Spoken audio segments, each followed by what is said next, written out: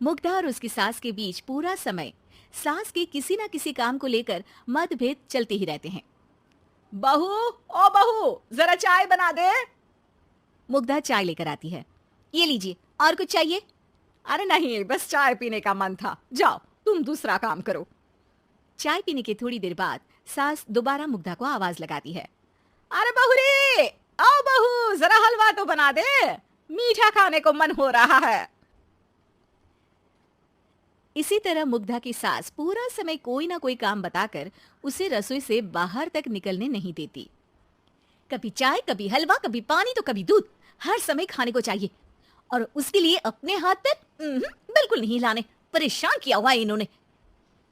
सास के जबरदस्ती परेशान करने की आदतों से दुखी मुग्धा एक शाम सचिन के साथ अपने कमरे में बैठी हुई बात कर रही होती है।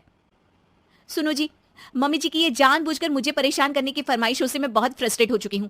पूरे दिन में एक सेकंड का आराम नहीं मिलता। रसोई से बाहर कदम रखती नहीं कि बहू ये बना दे, बहुरी वो बना दे। अरे इनकी फरमाइशें चलती ही रहती है। अरे मुग्धा, माँ खाने की शौकीन है, पर उम्र हो चली है, खुद खाना नहीं बना सकती, इसलिए तुमसे बोलती है। अरे तो शौक भी उम्र देख कर रखने चाहिए ना। समझ में नहीं आता, हर समय फेविकॉल का जोड़ लगाए सोफे से चिपके बैठी रहती है। इतना सब डाइजेस्ट कैसे हो जाता है उन्हें? अरे तुम मेरी माँ से इतनी नफरत कैसे कर सकती हो? मैं उसे नफरत नहीं करती जी, बस परेशान हूँ। जहां मुग्धा अपने पति से ये सब बोल रही होती है, वहीं उसकी सास भी कमरे के बाहर दरवाजे से कान लगाए सारी बातें सुन रही होती है और अगली दोपहर रसोई में मुग्धा के पास जाती है। बहू, आज ना मेरा कुछ मसालेदार खाने का मन है। तो चाय बना दो, मुझे बहुत पसंद है। अरे ना, ऐसा कर लिट्टी चोखा बना ले। और हाँ, जितना मसाला बातों में मिलाकर पति को सुनाती हो ना, सब्जी में भी वैसे ही डाला करो, खाना स्वादिष्ट बनेगा। सास की बात सुनकर मुग्धा हैरान रह जाती है। मतलब अब पूरा समय मुझ पर हुक्म चलाने के साथ बंद कमरे में हुई पति पत्नी की बीच की बातें भी सुनती है। अरे बात जब मेरी थी तो सुनने में क्या दिक्कत है? ये कहकर सास वहां से चली जाती है। अरे अब तो हद पार हो गई, इस तरह से तो ये मेरा जीना मुश्किल कर देंगी। मुग्धा सास की हरकतों से परेशान उसका हल सोचने लगती है और इसी तरह कुछ दिन बीत जाते हैं, जिसमें सास का जन्मदिन आता है। मुग्धा बहुत खुशी के साथ अपनी सास को एंड्रॉइड मोबाइल गिफ्ट करती है।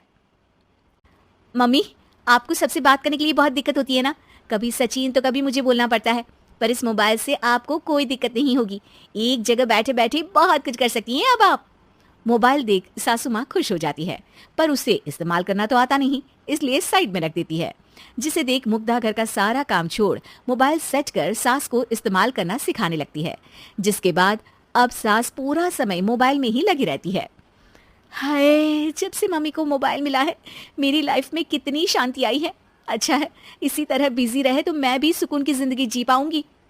अब मुग्धा जब मन करे काम करना, जैसा चाहे वैसा खाना बनाकर खाना, पूरा समय रिलैक्स और खुश रहने लगती है। क्या बात है, आजकल तुम बहुत चहक रही हो। अरे मम्मी जी से छुटकारा जो मिला है, अब ना फरमाइशें ना छुप छुप कर बातें सुनना।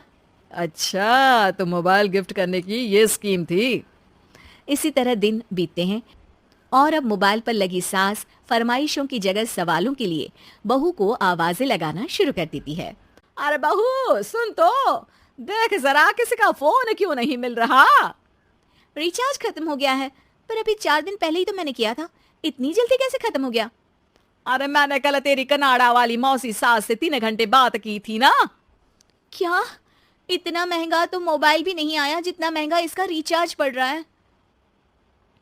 इसके बाद तो जैसे मुग्धा के दिन के 24 घंटे में से 20 घंटे सास के पास उनके मोबाइल रिलेटेड प्रॉब्लम सॉल्व करने की ड्यूटी ही बन जाती है। अरे मुग्धा, ये मोबाइल में अचानक तेरी मौसी सास की शक्ल क्यों दिखने लगी? और ये तो हिल भी रही है।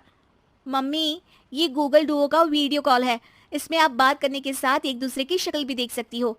अच्छा, ये तूने मुझे पहले क्यों नहीं बताया? अब बताने के लिए पहले नहीं बताया। इसी बीच सचिन भी वहां आ जाता है और सास अपनी वीडियो कॉल में बिजी हो जाती है। क्यों, सास बहू में क्या गपशप चल रही है? इससे गपशप नहीं, दिमाग का दही होना बोलते हैं। पर तुम तो मम्मी को मोबाइल देकर बहुत खुश थी, फिर क्या हुआ? हाँ, उसका सुकून भी कुछ ही दिन मिला। अब घर के टंटे खत्म हुए तो मोबाइल की टिंग टिंग शुरू हो गई। देखो भाई, कुछ पाने के लिए कुछ खोना तो पड़ता है। आखिर तुमने मोबाइल अपने फायदे के लिए ही तो दिया है, तो फिर सवालों के जवाब भी देने पड़ेंगे, क्योंकि जब तक उनके हाथ में ये फुंथरू रहेगा, तुम्हारी लाइफ में प्राइवेसी और सुकून रहेंगे। हम्म, कहने का मतलब है अगर इससे प्यार बढ़े तो दाग अच्छे हैं।